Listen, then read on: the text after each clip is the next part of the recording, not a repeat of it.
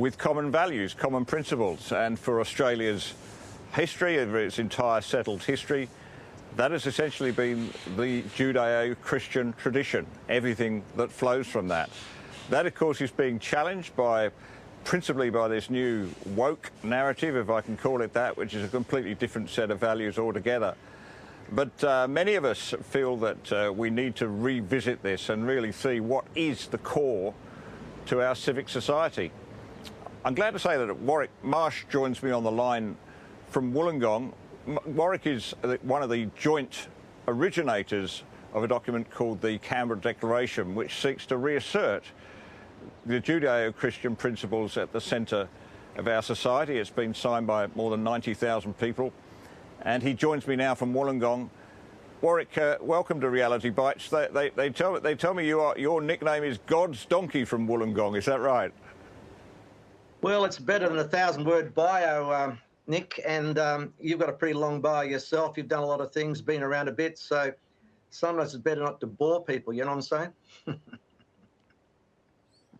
saying? So, if I can summarise it as I understand it, you are trying to reassert the importance of faith, family, children, marriage, manhood and fatherhood. Those are the missing things in our society right now, right? Yeah, and I'd also probably argue right now womanhood. And of course, you can't have children without a mother and a father. So it's all these simple things that we seem to be getting contested on, and people are madly just chopping apart and throwing to the wolves. It's quite sad, isn't it, Nick? Well, it is. It is. But look, we've got to face it, Warwick. The last census, according to the last census, the number of people expressing a Christian affiliation is, what, 50-something%. It's fallen quite substantially over the last 40 years or so, and particularly over the last 10. In a sense, we're fighting a losing battle, aren't we? But why must we continue to stand up for these values? Why is it so important? It's a good question, Nick. Australia's Constitution, 1901, says our nation humbly relies on the blessings of Almighty God. There was no argument at the time with that wording, and that wording was the best way to express that this nation had a Christian foundation. In other words, at the time of the signing of the Constitution, 96% of people signed Christian. Now, they weren't just, occasional churchgoers. A lot of these people went to church every week.